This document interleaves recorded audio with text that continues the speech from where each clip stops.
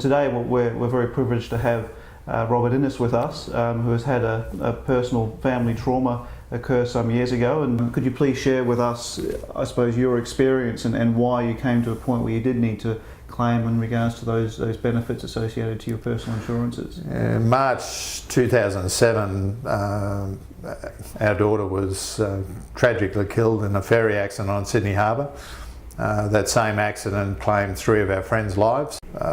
Probably the most minor injury was a seriously broken leg, but we had 4 deaths and we had 3 serious injuries. We had the emotional impact of all that tragedy. I think Kim and I lived every parent's nightmare, and then we got woken up in Brisbane by the police at 2 o'clock in the morning.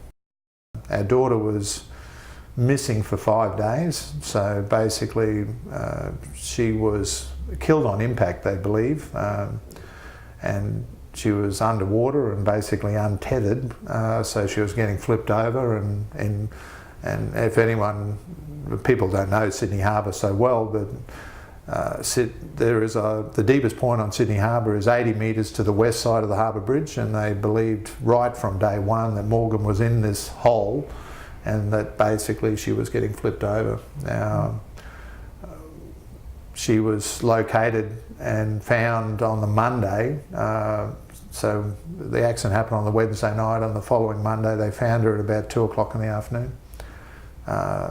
And somewhere over that process we got to a stage where finding our daughter floating in the harbour was actually a good thing, and I don't know how anyone reconciles that in their having children and whatever. So following the accident I came back. I don't think any parent should have to carry their child out of a funeral So depression became a terrible thing. I actually got to a point in my life where I went to the doctor and I said, look, I just can't, I don't know what, this is just too much. It's interesting, you never expect to claim. I mean, at any point in time, we have this expectation in our own lives that it won't happen to us, it happens to everybody else.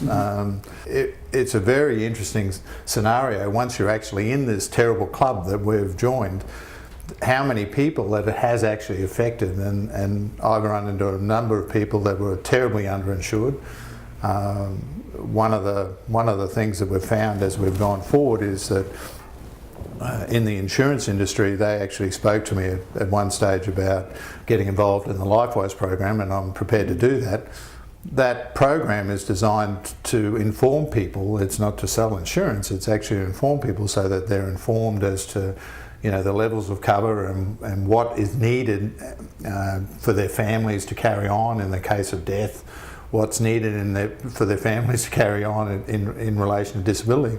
And I don't think people really understand that the overall effect is not just one person getting sick or being unable to work or dying.